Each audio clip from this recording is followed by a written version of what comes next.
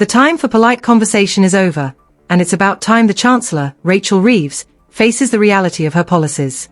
Victoria Vivian, a prominent Cornish farmer and the president of the Country Land and Business Association, has thrown down the gauntlet, demanding that Reeves work one day on a farm to truly understand the struggles of those in rural communities. This isn't just a challenge, it's a wake-up call for a government that seems utterly disconnected from the agricultural sector. Vivian's message is blunt: stop hiding. When was the last time Reeves stepped foot on a farm or a small business facing imminent collapse? It's time for her to swap her polished shoes for Wellington boots, if only for a day, to grasp the harsh realities farmers endure. I can lend her a pair, Vivian quipped, one of the pairs where the sole has already fallen out. This is not just humor. It underscores the desperation felt by many in the industry as they grapple with a government that appears indifferent to their plight. As farmers across the country head out on Christmas morning to milk cows, tend to livestock, and ensure their operations are running smoothly, Vivian's call for action resonates. It's a poignant reminder that while policymakers sit in their plush offices, farmers are out in the fields, keeping the country fed. Vivian delivered her remarks at the Business Property Relief, BPR, Summit, where the mood was anything but festive. The event was organized by the same group behind the recent #Save Family Farms rally in London, uniting family businesses from all corners of the nation to voice their frustrations over Reeves' budget and its crippling effects.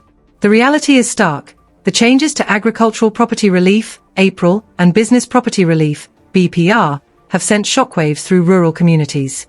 Farmers are rightfully outraged at the Labour government's decision to cap these essential reliefs, which could force many small and medium-sized businesses to the brink of collapse. Vivian's blunt assessment? I believe this is cock-up, not conspiracy.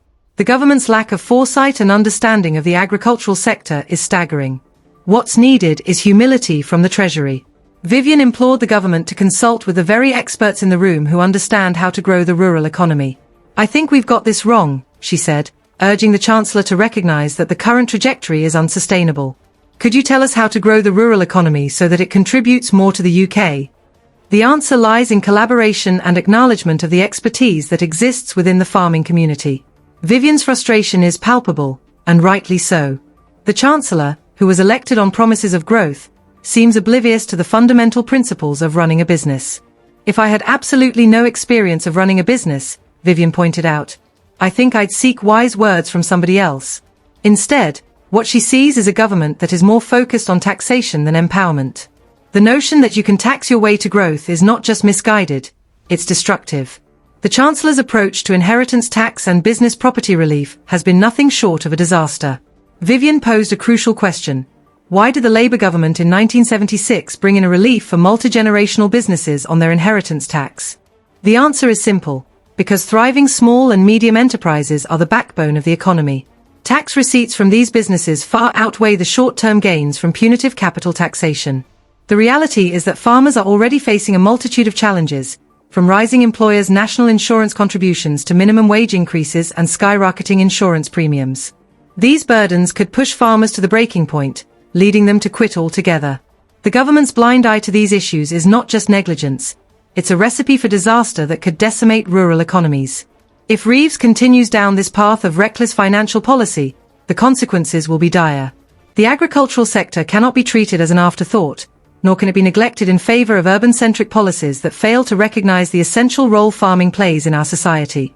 The livelihoods of countless families depend on the success of their farms, and the Chancellor needs to wake up to this reality.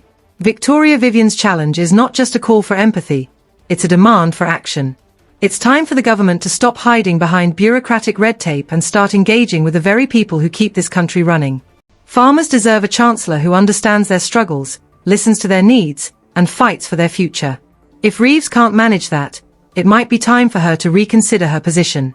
The stakes are too high, and the time for real change is now. It's time to put farmers first and ensure that their voices are heard loud and clear in the corridors of power. The future of rural Britain depends on it.